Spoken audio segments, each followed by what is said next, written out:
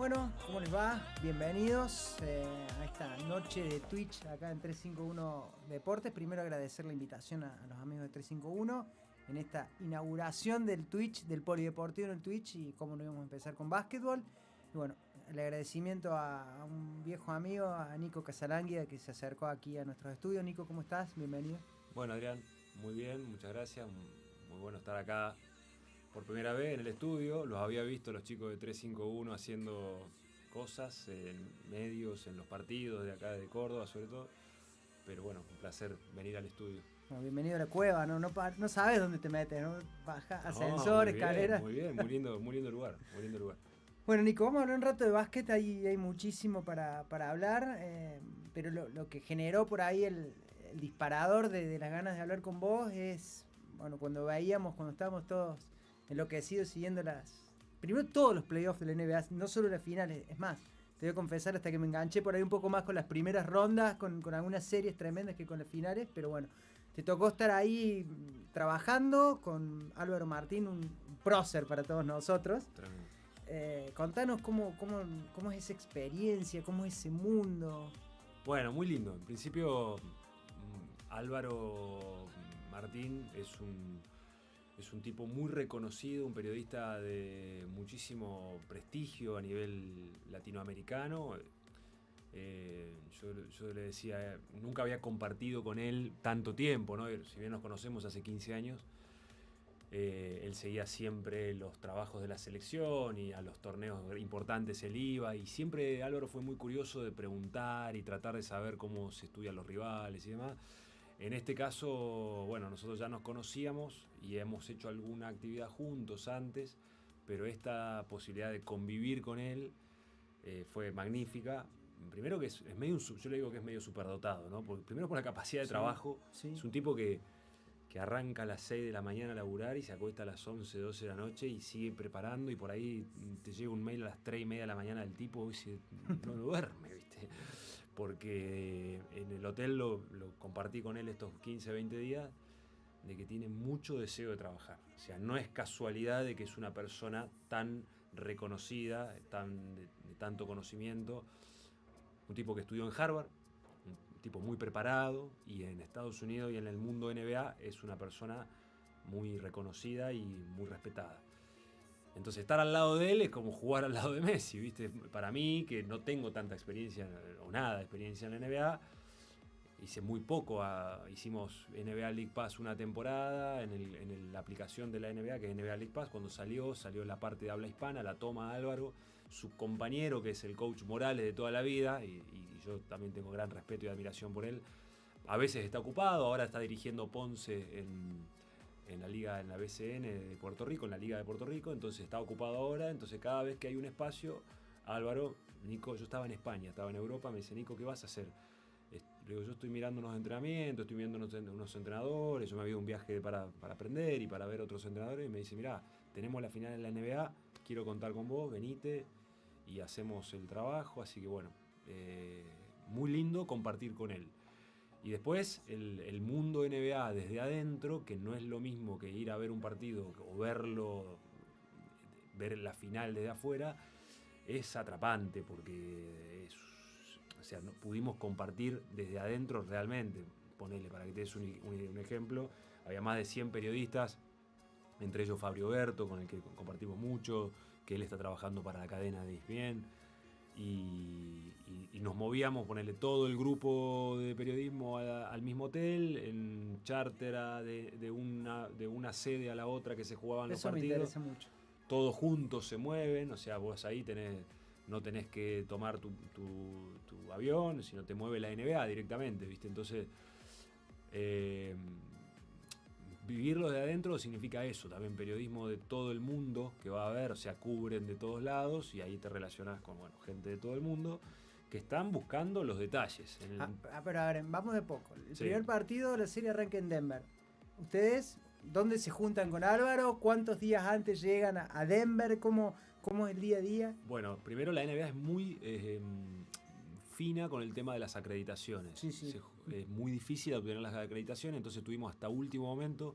Yo estaba dando una clínica en Montevideo, Uruguay, y 2 días o 3 días antes de empezar la final todavía no teníamos la certeza de que podíamos entrar con acreditados, ¿no? Sí, sí. Entonces nos mandan las acreditaciones, bueno, salgo de acá de Córdoba hasta Panamá, Miami, Denver. Llegamos, nos juntamos un día antes, no por un deseo, sino porque la NBA nos mandaba las acreditaciones, un día antes del primer partido, directo al entrenamiento. Me acuerdo que llegué a las 10 de la noche, al otro día a las 11 de entrenamiento, y ahí todo el periodismo va a la parte del entrenamiento permitida. O sea, la NBA tiene un protocolo muy marcadito de que los últimos 15 minutos del equipo A del entrenamiento son abiertos y los 15 minutos para preguntas. O sea, el periodismo puede acceder a la cancha, puede hablar con entrenadores, puede hablar con jugadores y demás.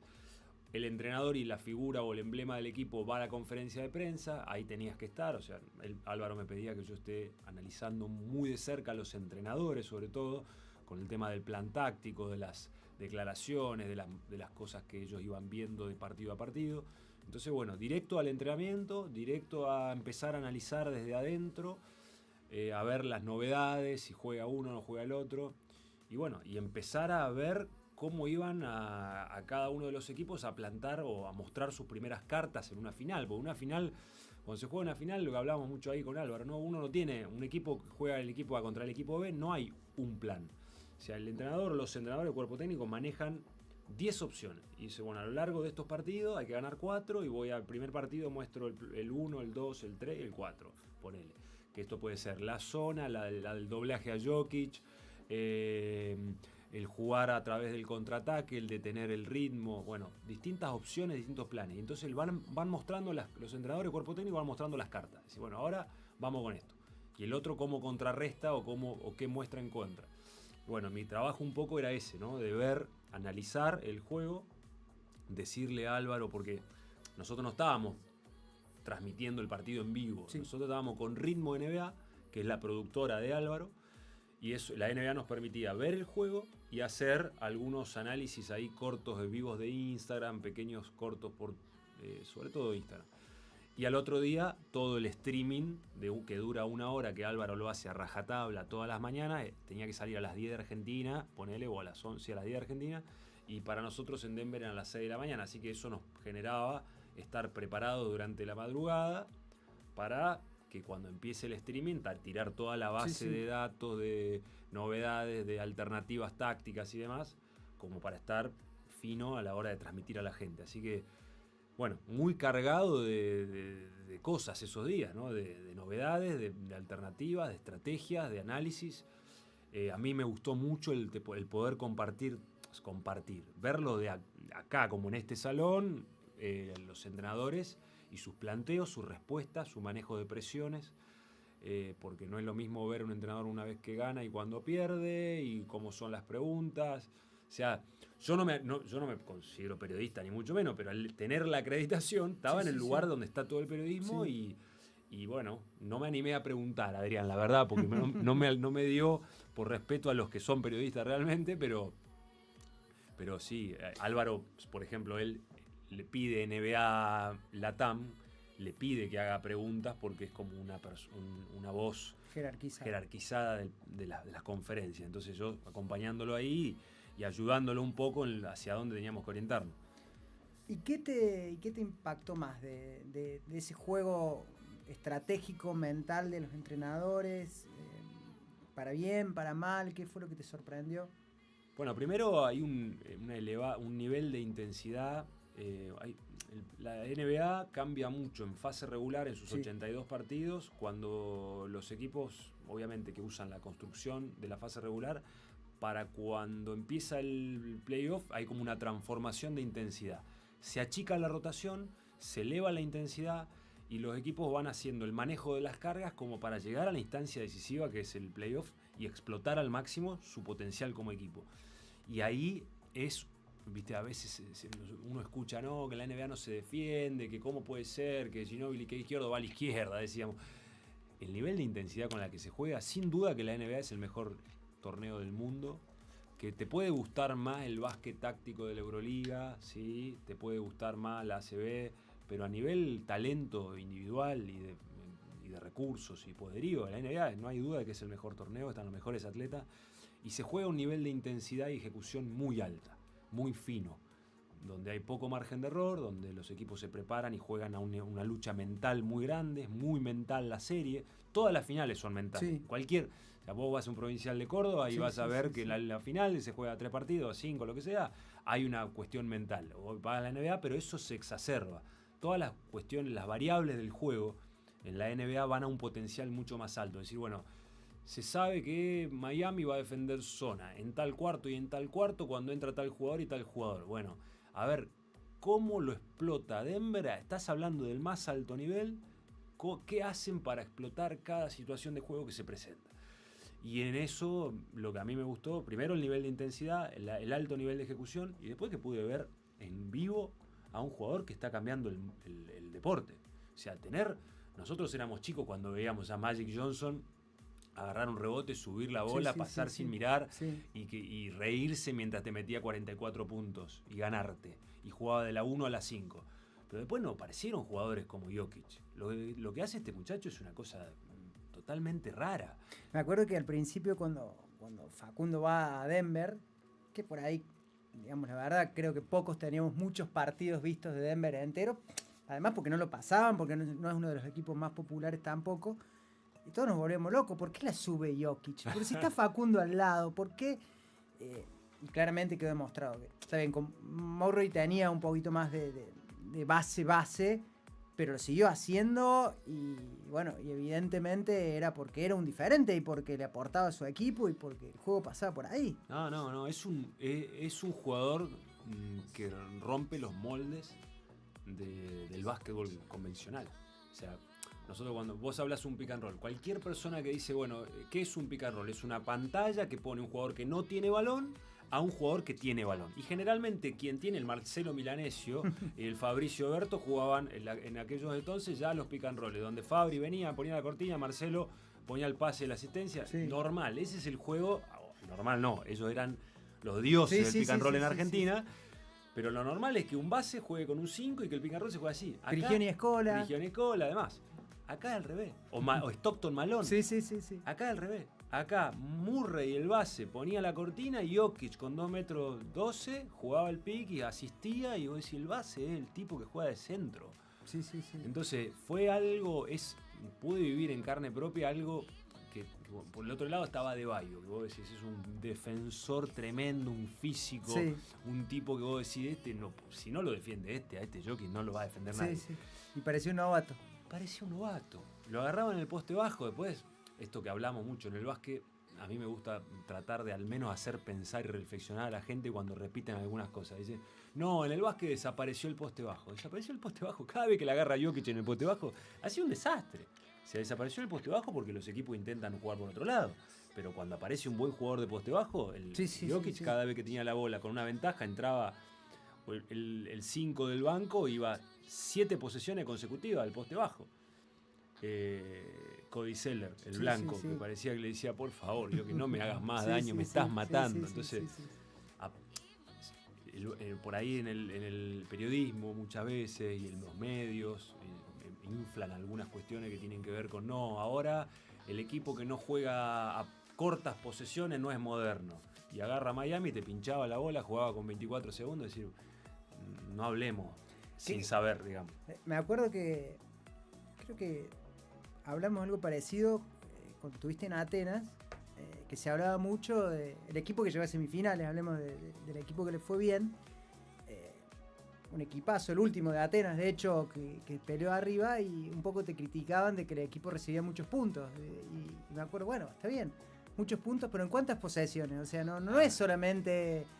sí, me hicieron 90 puntos, está bien, pero ¿en cuántas posesiones tuvieron ellos? ¿Cuántas posesiones tuvimos nosotros? ¿A qué ritmo? No es solamente ver cuántos puntos nos hicieron. Entonces, bueno, yo siempre me acuerdo de eso y que, bueno, va un poco en relación a la mirada muy superficial a veces que tenemos, me incluyo a veces también no le voy a sacar el pecho a la situación, pero hay mucho más profundo, ¿no? Sí, está bueno mirarlo. O sea, el análisis del juego se profundiza y hay mucha gente del periodismo y de los medios que hacen una mirada muy, muy piola, muy interesante de no quedarse mirando las cosas de toda la vida convencionales, sino cositas que son interesantes también para entender el juego. Por eso está bueno cuando la gente de los medios también estudia y se prepara y pregunta desde la buena leche, Sí, ¿viste? sí, sí.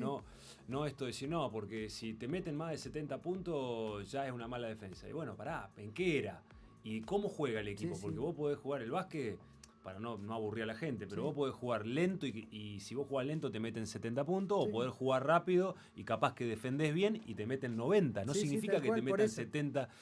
Entonces sí, a veces está bueno para preguntárselo o preguntarse, ¿viste? Esto del pace. Hoy en el mundo del básquet se habla mucho. El otro día yo fui a verlo, me invitaron en DirecTV a hablar de la Euroliga en las finales y hablábamos de eso y yo le decía al relator, mirá, mucho se está hablando de que el equipo que no juega a un pace alto no es básquet moderno. Es mentira, eso no es así.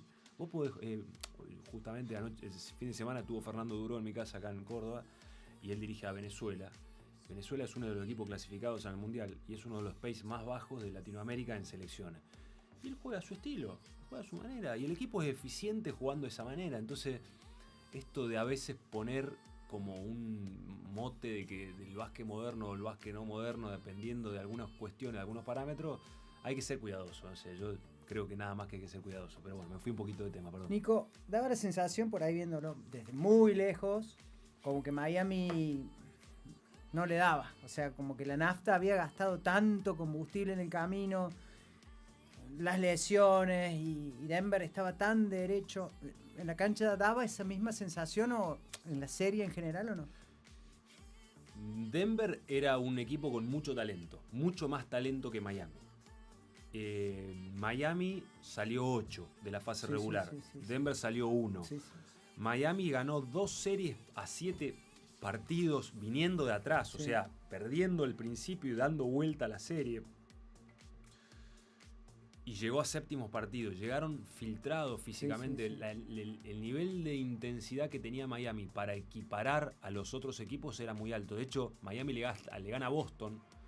Boston tenía más talento que Miami, era mejor equipo en líneas de talento, pero Miami le gana por una cuestión de defensa, de plan estratégico del entrenador, que es muy bueno, por intensidad defensiva, por momentos. Entonces Miami llegó como luchando, golpeando, y en cambio Denver ganó a los Lakers 4-0 la fase anterior, o sea, la final de conferencia, y esperó 9 días a que se defina quién era el ganador de la otra conferencia. Eso es una ventaja enorme.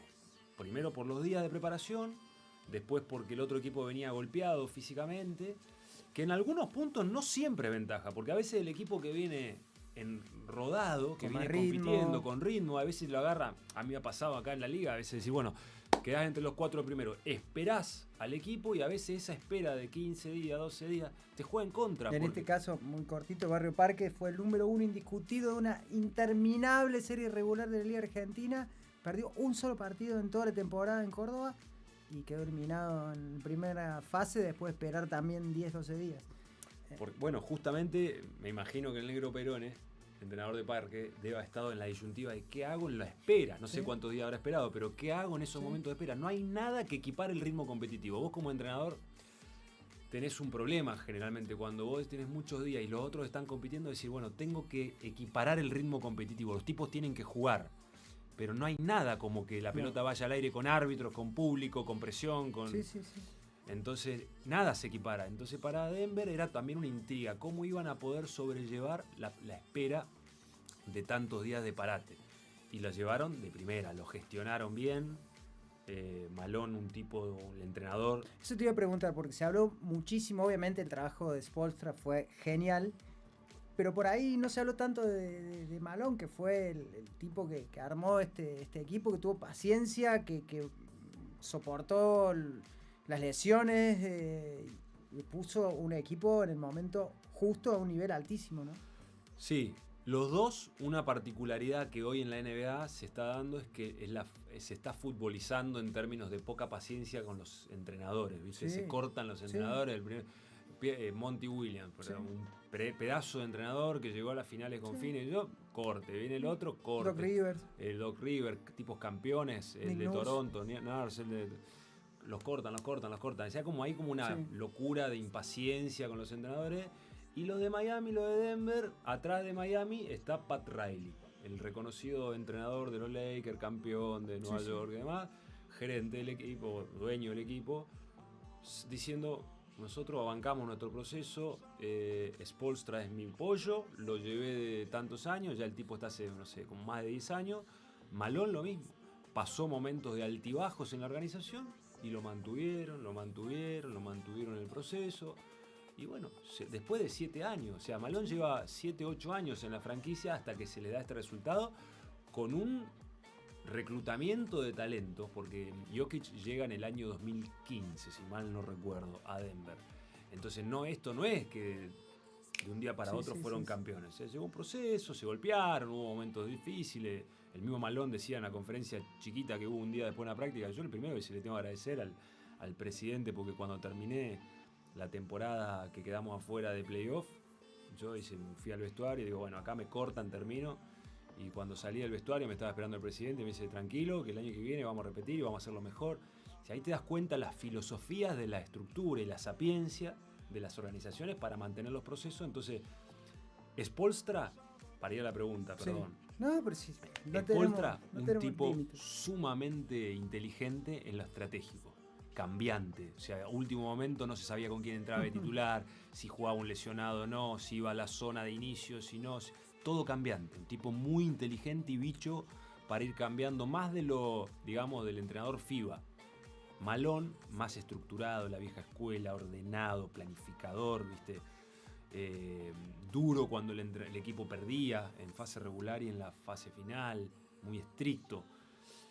Y a veces eso, ¿viste? No hay una forma para llegar al éxito. No hay un libro perfecto, porque a Spoelstra le fue muy bien. Para mí un equipo que quizá no le daba el cuero para llegar donde llegó. Y Denver logró llegar muy bien en el momento más jodido. También hay que hablar que Murray, el canadiense, estuvo lesionado gran parte de la temporada y en el playoff llegó con un violín. Sí. Exactamente. Entonces ahí fue como que el equipo pegó el máximo nivel en ese momento. Nico, me quedé pensando en lo que hablamos de los entrenadores. Yo digo, si un entrenador es bueno en la temporada, si vos lo contratás, es medio utópico obviamente, si yo voy y te busco, yo creo que vos sos el mejor para mi equipo. Bueno, esta temporada salimos segundos, la temporada siguiente y estamos séptimos, teníamos menos, pero yo creo que seguís siendo capaz, digamos. Claro. Es imposible eso de tratar de mantener un proceso de esa forma y de continuar hasta que se da, porque yo creo que lo mismo pasa con el mismo Popovich. Obviamente, bueno, estamos hablando de monstruos, ¿no? Pero si yo te traje es porque creo que sos bueno. Capaz este año tuvimos mala suerte, las lesiones, los jugadores tuvieron un nivel más bajo, yo te armé un plantel un poco inferior.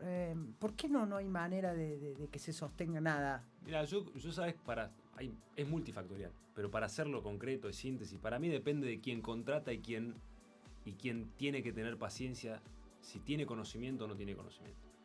Porque la realidad es que el cambio sistemático, el cambio permanente, no da resultado. La realidad es que los grandes procesos en el mundo deportivo generalmente se sostienen manteniendo bases, estructuras sólidas, no en el básquet de la NBA solamente. Sí. O sea, esto es un histórico en distintos deportes, en distintas ligas. Entonces, generalmente los equipos juegan mejor en las segundas, terceras y cuartas temporadas que en la primera. La primera generalmente son de adaptación. Pero el tema es quién decide. Porque en la NBA hay personas, Pat Riley es el que maneja los Miami Heat hace tiempo, es un ex entrenador con mucho conocimiento, campeón de la NBA, un tipo que ha pasado por distintas etapas, ha sido jugador, ha sido un tremendo entrenador y un tremendo gerente dueño de una franquicia. Entonces, el tema es que a veces se toman determinaciones sin un conocimiento, o hay personas que toman determinaciones sin tener la seguridad y el control, porque para tomar decisiones de sostener los procesos tenés que tener espalda, porque lo más fácil es cambiar. Sí.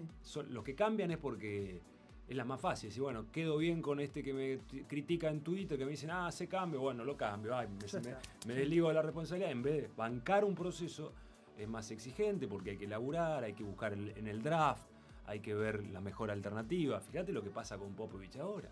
O sea, es uno de los últimos equipos también. Juegan con el draft y con el ranking, ¿viste? Pero y les queda el draft número 1, el francés Wembanyama, que es el jugador que todo el mundo quería. Entonces, yo creo que el tema es quién decide y qué se busca.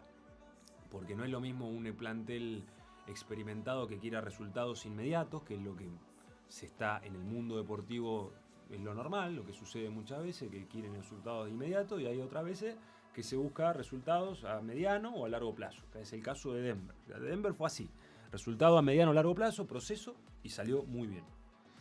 Nico, te cambio un poco de tema, ya pasamos media horita. ¿Te quedaste vivir en Córdoba? Me quedé a vivir en Córdoba. Bueno, yo estuve, primero, familia en Belleville, mis padres, ahora mi vieja y mi hermano en Belleville.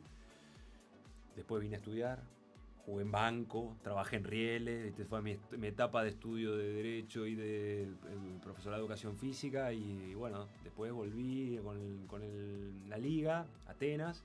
Y cuando volví a Atenas, ya me decidí al menos instalar acá cuando estoy fuera de temporada. Cuando estoy en temporada, bueno, donde salga trabajo.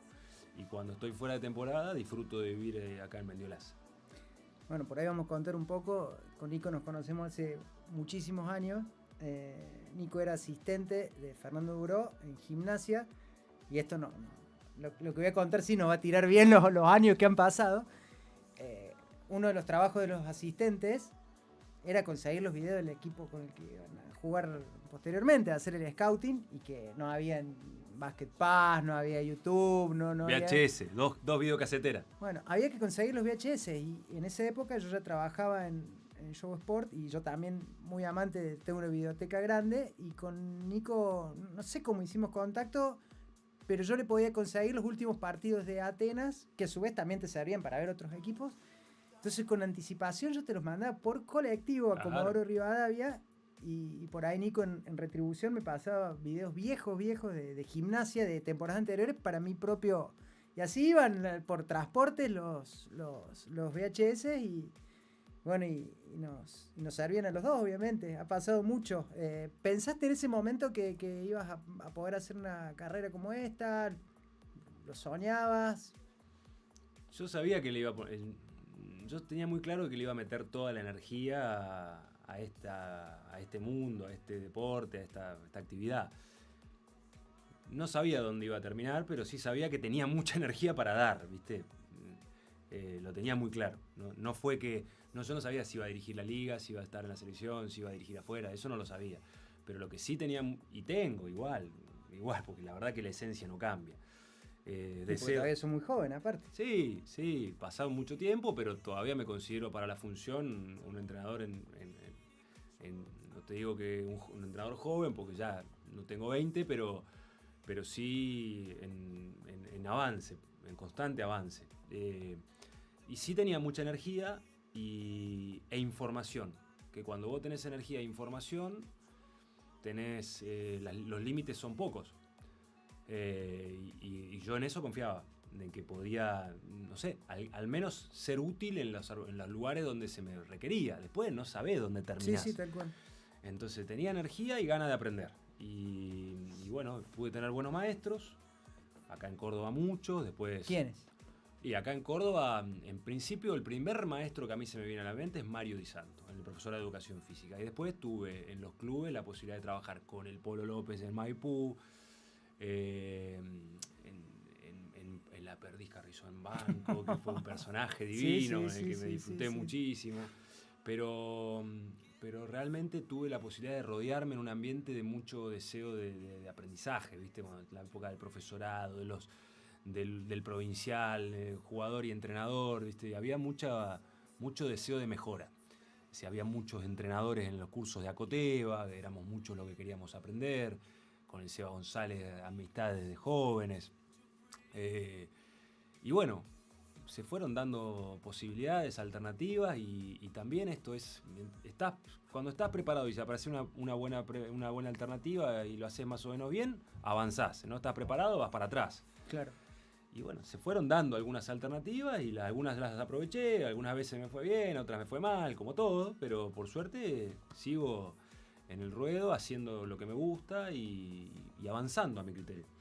Bueno, en las últimas temporadas te ha tocado dirigir en distintas ligas de distintos países.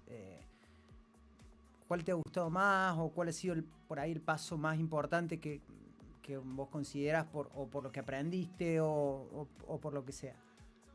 Mirá, 11 en Argentina, después fui para México, hice 4 temporadas en México, una en Uruguay, una en Venezuela. Todos los lugares, el básquetbol, si bien es el mismo, todos los países tienen su idiosincrasia. Como también adentro de los países, el básquetbol tiene su particularidad y su idiosincrasia, porque no es lo mismo dirigir Regata de Corrientes que Gimnasia de Comodoro. La gente tiene en el paladar distintas cuestiones. Vos venís a Atenas de Córdoba y tenés que entender el paladar del simpatizante de Atenas, como no es el mismo que otros lugares. Y en México el básquet tiene sus particularidades, en Venezuela tiene otros y en Uruguay tiene otros. Todos tienen sus fortalezas, sus debilidades. En México es la infraestructura y el nivel de los extranjeros es muy superior a lo que bueno, similar a las viejas ligas nacionales, ¿no? Digamos, 6, 7 años atrás de la Liga Nacional, los buenos extranjeros de esa época jugarían en México ahora, o sea que te permite tener una cartera de jugadores de extranjeros muy buenos. Menos nivel quizá táctico colectivo, pero mucho nivel de ejecución física y más parecido a la G-League. Bueno, de hecho en México hay un equipo que ya juega a la G-League y otro en vísperas de volver de entrar al mundo de la G-League, que es la segunda división de la NBA, o sea, la Liga de Desarrollo de la NBA.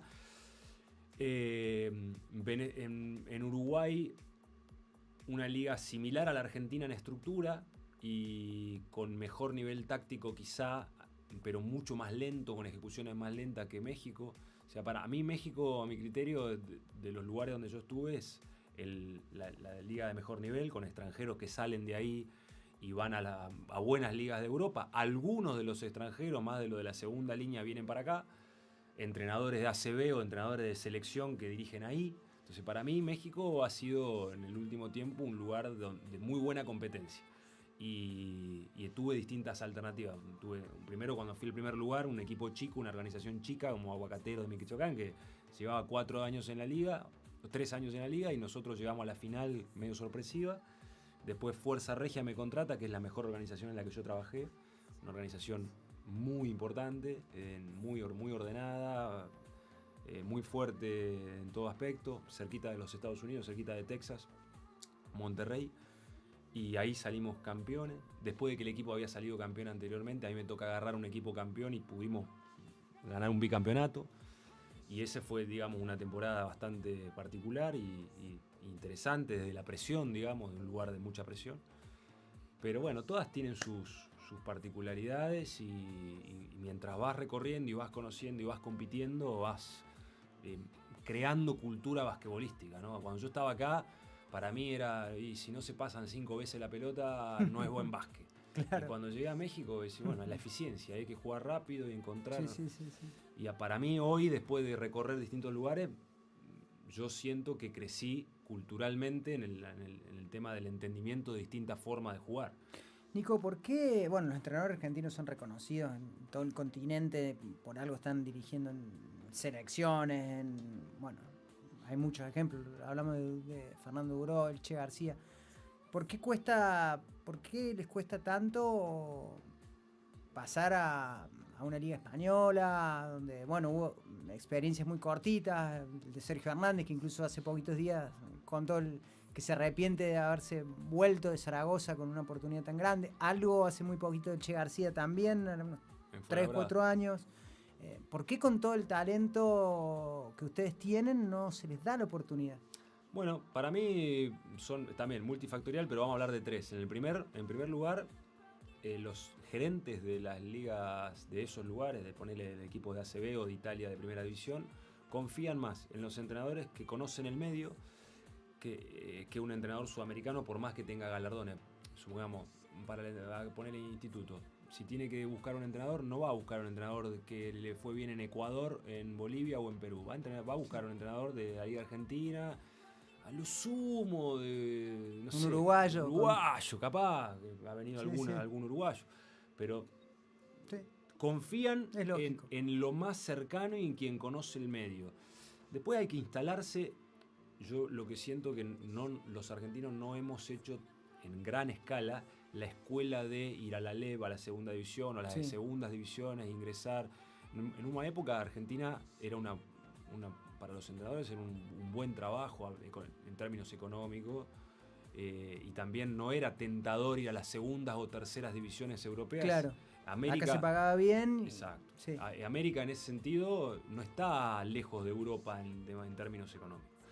Y sí a nivel deportivo, pero bueno, ese digamos que sería un segundo ítem. Y el tercero es que los entrenadores serbios, españoles, italianos, turcos, son muy buenos también. Claro. Hay muy buen nivel de entrenadores en el mundo europeo. Entonces la competencia es muy alta, ¿viste? Entonces, bueno, yo creo que eso, por esos 3 lugares, digamos, yo tengo amigos gerentes de equipos de la ACB que cuando tienen que decidir dicen, bueno, mirá, voy al tipo que conoce el medio, que conoce los extranjeros, que conoce los nacionales, y no. Entonces, bueno, es un punto pendiente, creo que para nuestro segmento, para nuestro gremio de entrenadores, que no ha podido instalarse a gran escala, como lo ha hecho el vóley quizá. En el vóley, los entrenadores de vóley en el mundo lo han hecho, el fútbol lo hace.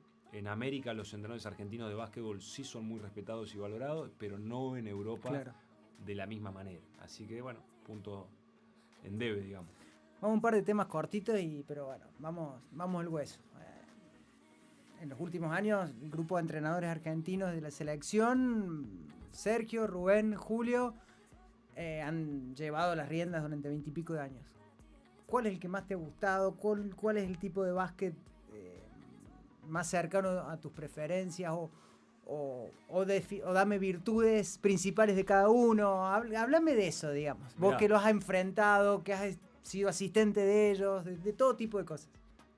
Los 3, Rubén, Julio y Sergio, son de lo mejor del mundo. Tipos muy destacados durante mucho tiempo, han hecho grandísimos trabajos, cada uno con su filosofía bastante distinta una de otra. Tuve la posibilidad de convivir con Hernández y con Julio Lamas en la selección por muchos años, y soy un fiel admirador de Rubén por toda su historia y por todo lo que ha hecho y cómo nos ha representado a nuestro ámbito, ¿no?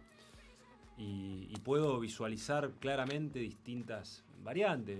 Rubén fue siempre un entrenador muy estructurado, muy disciplinado, muy ordenado, donde los valores para él siempre fueron su bandera, su apregonado por los valores de juego, por la defensa y por la disciplina, y lo ha hecho en cualquier lugar donde ha estado. Me ha tocado ir a molestarlo a Varese para ver sus entrenamientos cuando trabajó allá, y el Rubén del Varese y el de la selección y el de Atenas era el mismo. Y después, bueno, él a su manera le ha dado muchos resultados, con muchas diferencias con respecto a Sergio Hernández, que son bastante distintos. Sergio mucho más intuitivo, menos no decir menos disciplinado, pero menos estricto, menos rígido en algunas cuestiones, más flexible en algunas cuestiones, mucho más cercano con una relación mucho más estrecha mucho más cercano al jugador, digamos. Y también esa forma, ese liderazgo de Sergio más permisivo en los equipos, y confiando mucho en los equipos, teniendo una capacidad de conducción y de liderazgo muy buena. Yo vi en él cuestiones de manejo de los equipos, de la conducción, bastante distinto a lo que yo venía mamando, que yo estuve con Fernando Duró, que fue mucho tiempo, que fue entrenador asistente de Rubén, con esa línea. Entonces para mí lo de Sergio fue bastante distinto a lo que yo estaba acostumbrado, pero muy eficiente, muy bueno entrenando en la cancha, muy bueno en cuanto al manejo de los recursos en la cancha. Y Julio, un estratega. Julio Lamas es un planificador, estratega, con muchas horas de trabajo en la previa, nada librado al azar, nada de intuición, todo ordenado, siempre muy precavido. Julio es un tipo que si tiene que... es muy ordenado hasta para dar una nota. Él sabe que lo que va a decirte, lo que va a hablar con el equipo, lo piensa, lo analiza. Y por eso le fue tan bien en el Real Madrid, y por eso brilló en el Alicante, y por eso le fue bien en Baskonia, y en la selección, y en Japón. Son todos tipos muy buenos. Todos los que estuvieron en la selección los últimos años, hablando en el caso de... Después fueron periodos cortitos de los otros, ¿no? Pero Rubén, Julio y Sergio, muy buenos. Y los entrenadores argentinos son valoran mucho lo que han hecho los tres, porque han hecho un trabajo inmenso, ¿no? Porque el jugador... O sea, pasaba esto, ¿no? Con los equipos. Los jugadores iban a la NBA, a la Euroliga, a Esconocini a esto, Fabri al Panathinaikos, a la San Antonio, Manu. Y después, a la hora de la selección argentina, dirigía Rubén, Julio, Sergio, que estaban acá. Claro. Y había que... Es como que a Messi lo dirigiera el técnico de Belgrano. Claro. Por ejemplo. Claro. Y siempre ellos estuvieron a la altura y dieron siempre una buena calidad de trabajo en los equipos. Siempre fue... marcado, referenciado por eso, buena calidad de trabajo, los equipos siempre con identidad. Algún torneo puede haber, ha habido, que no, pero siempre la excelencia de nuestros referentes, entrenadores, ha sido lo que nos ha caracterizado y lo que nos ha dado tanto potencial, o nos ha vendido a los entrenadores en el mundo. Así que hay que ser muy agradecido del trabajo de ellos. Y Pablo, ahora esta brasa caliente que agarró. Pablo, primero él ya era un entrenador en los últimos años de jugador. Yo lo tuve a Pablo como jugador en algunas selecciones, y ya él era un tipo que te venía a la preparación y te decía, él pensaba como jugador, pero tenía una mirada muy de entrenador. Ya en la posición que juega, viste, los bases siempre tienen una cuestión de pensar más en el todo y no tanto en ellos. Y él era ya muy estratega en los últimos años de carrera. Y me parece que, bueno, toma primero que él está a un nivel que ninguno de los entrenadores argentinos pudo antes estar, que es en la NBA, teniendo un rol muy importante en el equipo donde está, y hizo un trabajo enorme como jugador en Europa, en la NBA y en la selección. Entonces tiene un conocimiento que ahora está haciendo sus primeros pasos ya hace un tiempito, haciendo sus primeros pasos como entrenador, pero con un potencial inmenso, con mucha personalidad. Pablo es un tipo con mucho carácter, mucha personalidad, un amante del juego, y creo que tiene muchísimo potencial, y posiblemente sea el primer entrenador argentino en un futuro que dirija la NBA, aparte de la selección, ¿no? Porque la NBA es muy respetuosa en cuanto a los procesos, no le da el lugar, salvo que seas un super entrenador en la Euroliga, un Obradovic, un Jasikevičius. Sí, pero una excepción, claramente. Una excepción, sino los lugares que ocupan los entrenadores de NBA son gente que viene en el proceso. ¿Cómo viviste el masazo de Mar del Plata con la eliminación de la selección? Para mí no fue tan un masazo, ¿viste? Para mí podía pasar. Esto, si bien la estadística dice que hacía muchos años que no nos pasaba, yo estuve en el proceso con muchos de esos jóvenes que están jugando cuando los hacíamos jugar a los 22 o 23 años para que sean hoy los referentes actuales de la selección, en equipos de que iban al sudamericano, al panamericano, con ellos tirándole la responsabilidad, y a mí me tocaba dirigirlos, y a veces íbamos a un sudamericano y perdíamos con Venezuela, y a veces ganábamos, pero no era un equipo, un grupo de jugadores que vos sabías que iban a arrasar siempre. Era deporte, en algún momento podía pasar. Le ha pasado a muchos equipos, ha habido un éxodo marcado, la salida de Luis Scola es también un hito en la selección, y justamente la caída es después de la salida del gran capitán, y también después de haber tocado un pico, de haber salido subcampeones en China, con un equipo que nadie daba que iba a ser subcampeón en China, porque ni el más auspicioso, el más creía que Argentina iba a llegar a ese nivel por un montón de factores que se dio. Argentina sale subcampeón, entonces, pero el tema de sostenerse en el tiempo, en esos niveles, es muy complicado.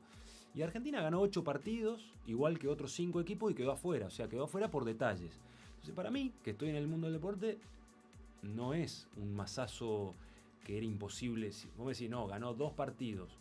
Y bueno, hubiese sido algo muy extraño, pero quedó afuera por pequeños detalles, muchísimas cosas a mejorar, desde lo institucional y desde lo deportivo seguro, pero tampoco era algo que era imposible que suceda, porque Brasil se podría haber quedado afuera también. Se dieron toda una combinación de resultados muy particular, pero pasó. Sí, yo lo desdramatizo un poco en el sentido para afuera. Imagino, yo no estuve en este cuerpo técnico último, pero para adentro obviamente que es muy doloroso. No lo naturalizo como algo superficial.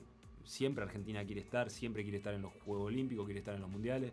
Y duele no estar, duele perder 2 partidos seguidos, pero tampoco era algo que era imposible que suceda con este movimiento y con este recambio y con estas situaciones, con estas que se viven en nuestro básquetbol argentino. Hablando de eso, ¿cómo ves la liga y nuestro básquet? Bueno, primero yo amo la Liga Nacional, la miro siempre, no importa dónde esté dirigiendo, siempre miro todos los partidos, sigo las estadísticas, miro juegos.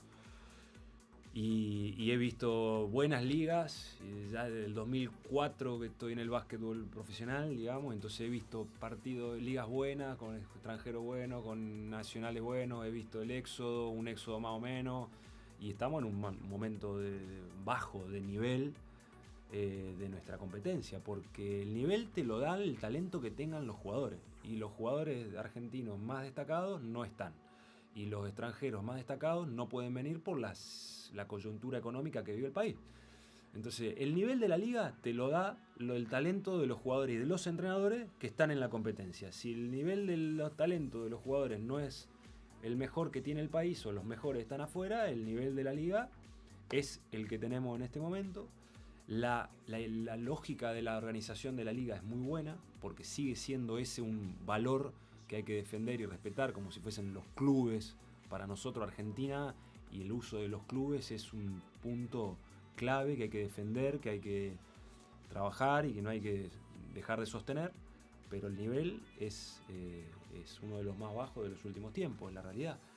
Y también ha habido momentos como esto que han generado modificaciones y ha sido cíclico y se ha cambiado. Pero hoy cada vez se está viendo mayor éxodo, más cantidad de equipos, que si hay menos jugadores, hay mucha cantidad de equipos y pocos extranjeros de nivel, es muy difícil que el producto sea bueno. Entonces, por suerte, tenemos los clubes, tenemos los dirigentes de los clubes que pelean a morir por los clubes para que no desaparezcan, para que puedan competir, para que puedan tener los mejores equipos posibles. O sea, esto no es una culpa de los dirigentes de los clubes, esto es una cuestión económica, institucional general, y de la imposibilidad de tener los mejores talentos, digamos, latinoamericanos jugando acá. Claro.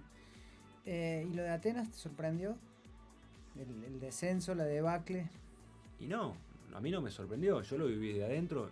Yo vine en el año 2017 a Atenas y yo el scouting que hacía, sabía dónde me metía, decía, bueno, Atenas viene cortando 15 entrenadores en los últimos 3 años. Cuando yo decido dirigir Atenas, sabía que esa era la realidad, que había mucho movimiento en el club de entrenadores, que había falta de estabilidad y de proyecto, y bueno, un poco mi deseo era generar que Atenas vuelva a ser Atenas.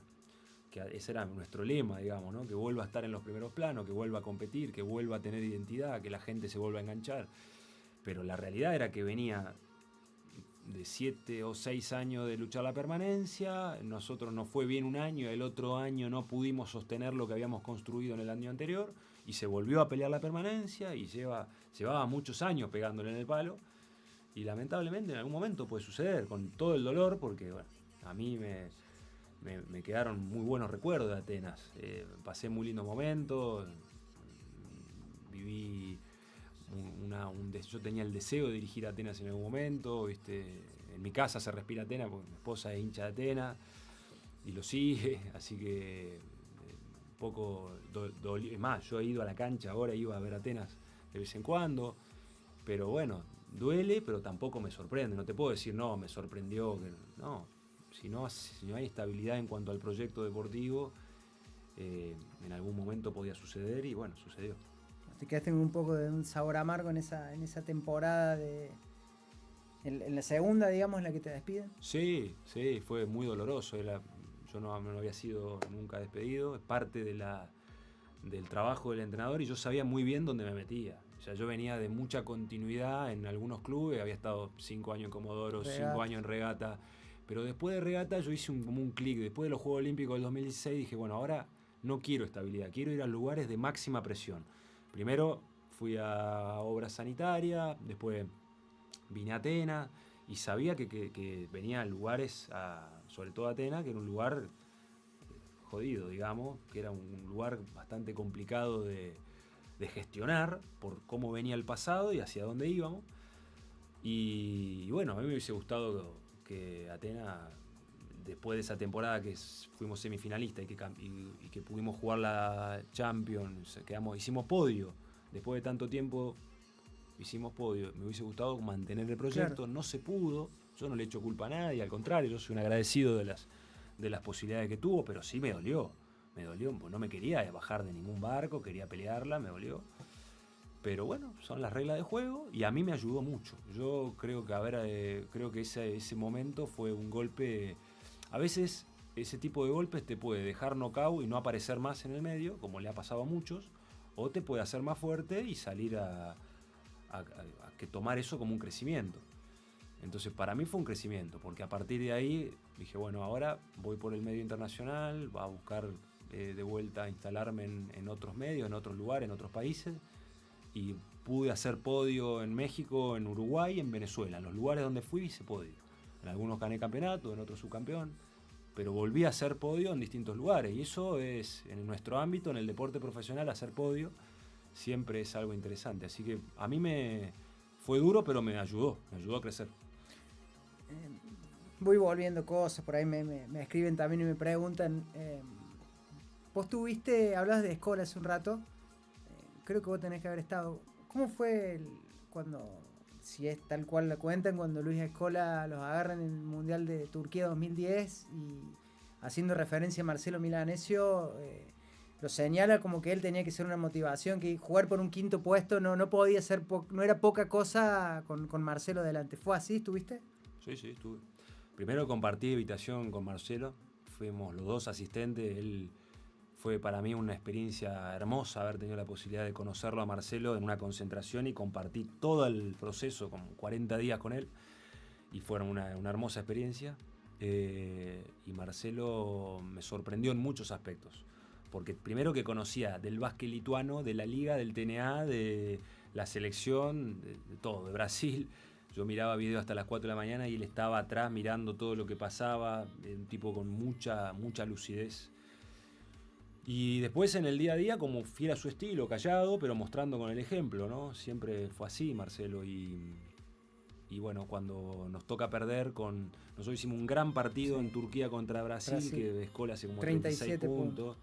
Le ganamos, al otro día lo agarra Yaptoka Luis y en Lituania nos gana a las 16 horas de que le habíamos ganado a Brasil. Creo que a las 16 horas jugamos con Lituania y nos limpia. Sí, pero que juega el mejor partido de su vida, creo, Lituania, ¿no? Más allá de que uno le podés echar la culpa ahí, el otro jugó, pues, bueno, tiene su derecho a jugar muy bien, pero juega un partido, al menos un primer tiempo, increíble Lituania también, sí, ¿no? Mi análisis posterior, Adrián, fue que nosotros creo que dejamos la euforia de haber ganado a Brasil en ese partido, fue tan grande, hizo un desgaste tan grande, que quizá no pudimos gestionar, como una autocrítica, desde mi lugar como cuerpo técnico, no pudimos gestionar el retorno a la concentración para jugar 16 horas después. Vos decís, bueno, estaba Delfino, estaba Luis, estaba Fabri, bueno, estaban unos genios, pero igualmente la gestión de la euforia después de un partido importante ganado es muy difícil.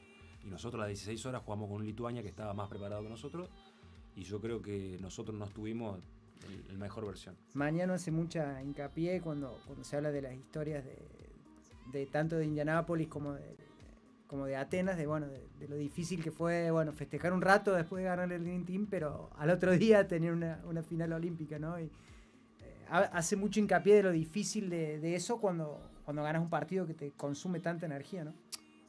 Gestionar la victoria y la derrota son dos situaciones complejas siempre para el entrenador y cuerpo técnico. Te pasa, por ejemplo, cuando ganás si en Regata Corriente nosotros ganábamos un Super 8 y al otro día a las 10 de la mañana decíamos, vamos, ganamos hoy, pero mañana a las 10 de la mañana ya entrenamos porque el objetivo es la liga, ponele. Sí. Y de esa manera es difícil gestionar cuando un equipo gana un título o cuando gana un partido importante. Nosotros ganamos a Brasil ese día en Turquía y el otro día quizá la energía no estaba del todo de la concentración como la tenía Lituania. Bueno, pierden ese partido. Perdemos, quedamos afuera de la lucha por el podio. Campeonato. Entonces vamos a una reunión de equipo, inmediatamente después del partido de quedar eliminado del podio, de la lucha por el podio, y fue tal cual lo dijiste vos. O sea, Marcelo estaba ahí, Luis tomaron la palabra los líderes, estaban el entrenador, Sergio y bueno, Luis, y dijo exactamente eso. O sea, lo mencionó a Marcelo como que había estado durante mucho tiempo en la selección argentina, que era un referente, un emblema, y que durante mucho tiempo había luchado para estar entre los 8 primeros. Y que ellos, en ese lugar, en ese vestuario, se tenían que pactar como equipo, darle el máximo por ese quinto lugar, porque la anterior generación, la que condujo Marcelo y su equipo, había hecho muchos esfuerzos para estar en eso. Entonces nosotros no podíamos darnos el lujo, el equipo no podía darse el lujo de...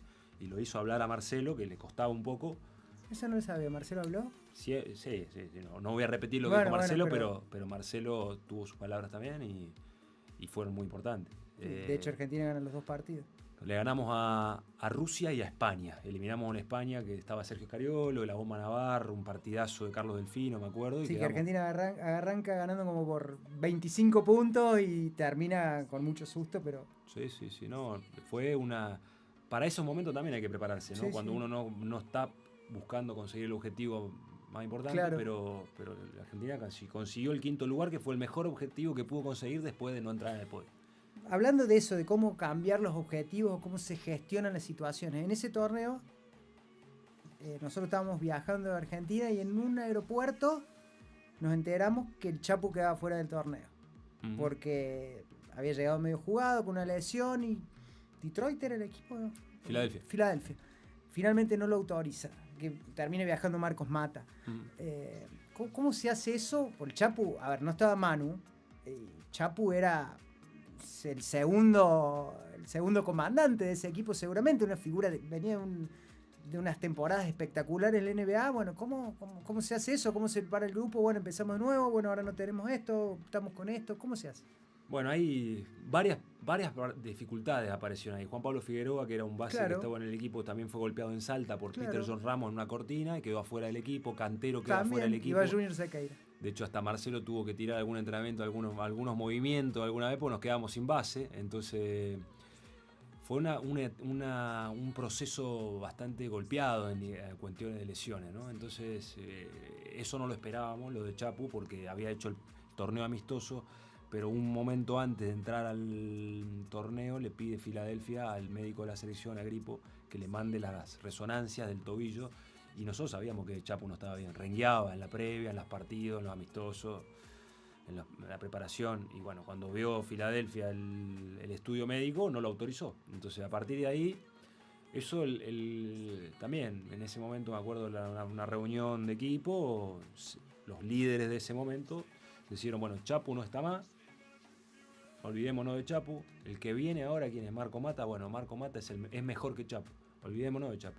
Porque le pasa que si a veces te quedás con esa de que te falta y que te falta el otro, no competís. Claro. Entonces la mejor manera de gestionarse es olvidarse del que no está y confiar en el que viene, que va a hacer el mejor trabajo posible.